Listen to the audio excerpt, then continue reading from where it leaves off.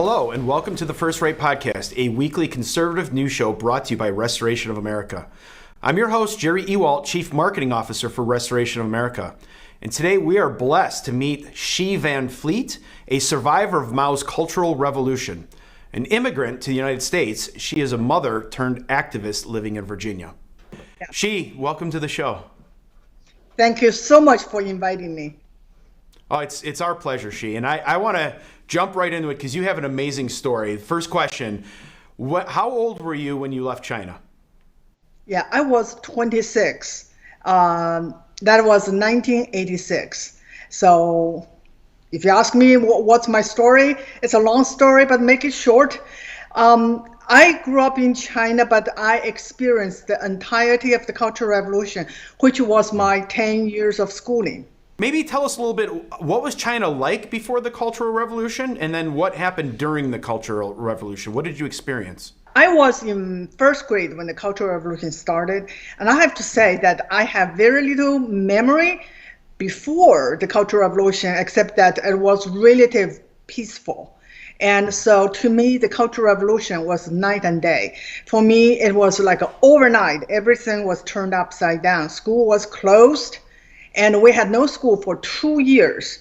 And during that time, we're free to do whatever. So what we did is we went to the street, we observed and witnessed the endless struggle sessions, parade of counter-revolutionaries, violence by the Red Guards. So I had a front seat to watch this whole Cultural Revolution unfolding. And after I graduated from high school, that was in 1975, I was sent to the countryside as all the urban youths and to get re-educated by the peasants because our education classroom was not good enough. We have to be in the real world and work in the primitive condition and get re-educated by the peasants. There's a lot to unpack here, right? Because I think it's, and we're going to get into how this relates to what's going on in our country. But so when you were in first grade, the revolution started, and you said things were relatively peaceful before then. But tell me a little bit, like, how did it start? Was it a big surprise? Was it a shock? Or did people see this coming? Not to me, when I was too little, and I have to learn all this afterwards. And it was started by Mao. Yeah, the reason he started the Cultural Revolution is he was losing power because of his disastrous campaign, which was called the Great Leap Forward, that led to the Great Famine that killed more than 50 million Chinese people. And he was forced to take a back seat, and that was not okay with him as a dictator. So he launched a comeback, and that was his Cultural Revolution. There was two goals. One was to get back his absolute power. The other is destroy everything that is old and traditional to replace it with his version of the Marxism, which is Maoism. So that become the only ideology, the supreme ideology of the land. So it was to strengthen the power that he had, to make it even stronger, and then to make sure that there was no real opposition to that power. Yeah. So what was the opposition?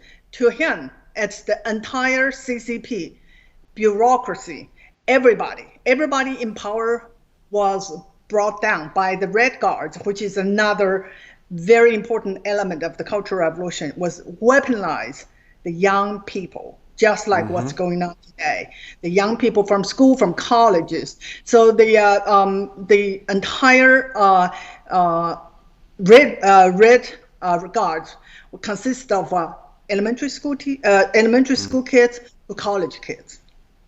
So very young. Red Guards were young, the youth of the time in China. Yes. Okay. Yes. And you mentioned struggle session. What's a struggle session? Yeah, struggle session is now we can see it here in America. Struggle session is like a public trial. It's like a denunciation of someone who was condemned as counter-revolutionary or cultural revolution, and they will be humiliated, they will be denounced, and they are forced to confess what's called self-criticism. They have to confess their sin, and then the people have to jump in and criticize, denouncing those people, and it oftentimes turned into violence. People were tortured, many killed during the struggle session. And the other thing I have to say is cancel culture. And how do you get rid of everything before you is to cancel everything. Everything that is traditional Chinese, everything that is pre-Cultural Revolution, CCP institutions, everything has to go, everything has to be burned to the ground, and then build back better. Build back better. Where have you heard that before? So they had a word for this, right? This was called the four olds, right? So old ideas, yes. Old customs, old habits, and old culture. It all had to go. Yes, all have to go. So the first thing you can see is toppling down statues. And in China, most of the statues were in the Buddhist temples. So the Red Guards went after them. And so many of the temples were destroyed, and Buddhist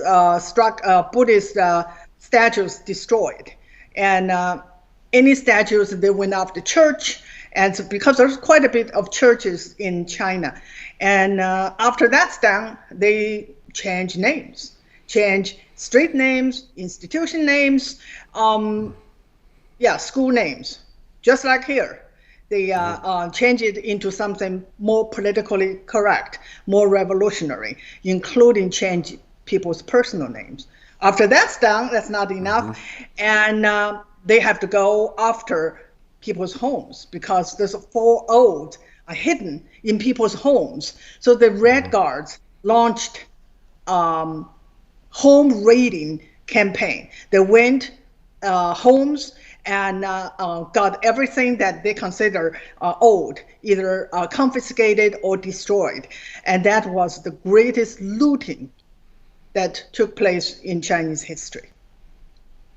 Yeah, you have to erase the history, right? When there's a Marxist revolution, yes. History must be erased and controlled by those in power. Exactly, just like what's going on now. So that's the next thing I want to do. I want to start connecting it, because your experiences, it's horrific, and you can read about it in history books. There's a lot of great videos out there on the internet, but you experienced it, and now you move to the United States. And now you find yourself as a mother, but also someone who's uncovered something very interesting in Loudoun County, Virginia. Tell us a little bit about what you started seeing and why it was so frightening. Yeah, I have been seeing troubling signs for a long time, but it was just signs here and there, and it was alarming, but I did not lose my sleep until the year 2020. Until I saw the American Red Guards on the street, burning our cities, terrorizing our country. And I said, this is no longer some kind of troubling sign. This is a full-blown Marxist revolution, exactly what I witnessed in China, and I could not. I just no longer could just stand by and just complain about it at home. So I joined the Loudoun County local Republican organizations and went to school and delivered that 1-minute speech and compared CRT to the Cultural Revolution. And so it went viral. And I have to tell you the truth, I was a little surprised. I said, everybody knows this. And why is this a big deal? And it turned out, nope. Most of Americans do not know. That's know right. The history, do not know the real history, especially the history of the communist countries like China, like Soviet Union. The horrors of communism, the Cultural Revolution, never taught to the American people. Some of it has been taught, but you're right. I think we would see that more disappear over time, where it's not really emphasized in the schools anymore. And again, if this is going to succeed as a revolution, you have to erase history in order to get there. So that's what you're seeing as well. That is, I think it's intentionally. So, when that happened, when the 2020 happened, all this, violence and these riots, and most of Americans were just shocked. A lot of them said, what happened? What happened to our country? Can't even recognize our own country, but not to us. People like me who experience communism, who experienced the Cultural Revolution, we see it right away. We say that's American Cultural Revolution. And that is the importance of knowing history. Without history, you can't understand the present. You can't understand what's going on today. And you thought that's something new. No, that happened before, happened to people like me, and we're still here. It's not ancient history. It was only 50 years ago. And I think people are waking up to it. But what I'd like you to do, Xi, is help us connect the dots to what you saw in China to what's happening now. So you talked about CRT as well already. That is a Marxist ideology that's being taught to our kids. So they're being indoctrinated through CRT and all the different spin-offs that they have. But I think there's also other things going on here, right? So when you look at two parties against each other, two groups of people, in China, it was class versus class. But here in the U.S., we see a race against race. Is that right? Yes. One of the very, very important things is identity politics. Identity politics is the essence of Maoism. And he perfected during his rule in China, and started in 1949 when the CCP took over China. The entire Chinese population was divided into two classes, red versus black. And the red are considered the allies of the revolution. The black is considered the enemy. And who were the enemies? In the very beginning, it was the people with property, people with land, people with factory, people who had wealth. They were the enemy. And so once you become a black class, your children automatically inherit that title. And being a black class, you are second-class citizen, and you don't have the basic rights. And but that's only the beginning. More and more people were in the red camp, found themselves in the black class. By what? By doing the wrong, saying the wrong thing, and think the wrong thoughts. And so gradually, the black class expanded. So include everybody who were not in line with the CCP agenda. So that is what's going on today in America. Identity. Of course, class is still part of it, because that's what Bernie Sanders had been doing. But that's not very potent in a country like this. And class never worked very well. So they use race. And that's where we have CRT. So the group that's being targeted right now is the so-called white supremacists, right? So, and we see more than just white people falling into the category of white supremacist. So it's what you're saying is it's similar. That's what's happening right now, not necessarily class, but race. And these people that the country is against is going to be these white supremacists. Yeah, but it's more than that, right? We know it because you are born with race, but we can create more identities. That's why we see the expansion of identity, right? You can be it can based on sex, gender, sexuality. It can just go on and on and on. Now you can even make up your identity. You become identified as, and then you get that victim status, and you become you become part of the oppressed. And then people don't volunteer to be in the class to be oppressed, but they do that because they get privilege, and we know that, right? Absolutely. No, and Xi, the beginning of this cultural revolution that we saw in China started with the youth. That was the beginning stages, and you called them the redcoats. Right? Sorry, the Red Guard, I meant to say. So it's very similar. I think today you compared that to BLM, Antifa, and some of these groups of youth that are rioting and causing havoc in the U.S. Yes, and I call them blue guards. And because they are exactly the same. And we have something new. We have green guards, right? We have the climate activists and doing all sorts of things and creating chaos. And so they are the same version of Mao's Red Guards. Mm-hmm. So, if we look at this kind of early stages of the Cultural Revolution happening in this country, a lot of it's centered around the youth. Tell us, in your opinion, what is next based on your experiences in China? What would be next for the United States? One thing about people like me that survived the Cultural Revolution is we saw the ending. And right now in America, we're in a process of having this revolution. Many people have no idea what this will lead us to. Okay, so I have the privilege of knowing how it ended in China. Okay, so now we're in the stage of this destabilizing the society, and that's what they have to do in order to get power. So once everything is destroyed, and which is like the end of Chinese Cultural Revolution, the whole country was pretty much in collapse.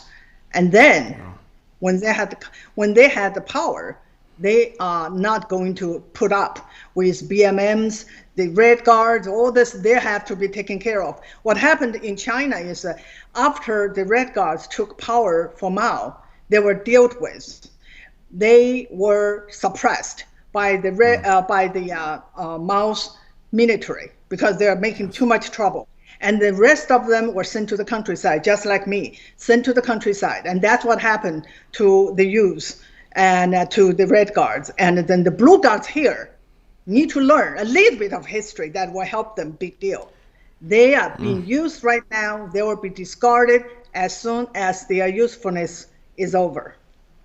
Yeah, they think they're on the winning side and they're going to make the world a better place from this. They're sadly mistaken because they're going to be thrown on the other side, just like all of us at some point when they decide to put an end to this uprising. That's correct. And that's history showing that. Absolutely. So this has been amazing and eye-opening, at least for us. And I know you're working hard to get the word out. Do you feel that people are hearing what you're saying? Are they waking up to the danger that we're currently in? I do think so. In the beginning, people said, you can't just go to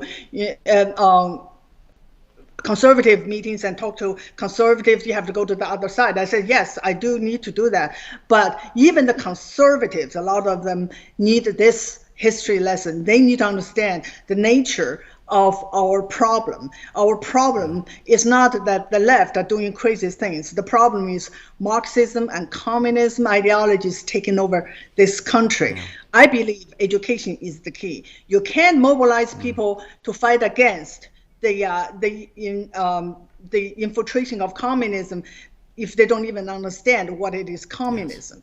So that's what I've been doing, and I've been going around, talk to people, talk on podcast, and then Twitter. That's where I engage the other side every day, and I hope people can follow me. And I give a lot of history lessons.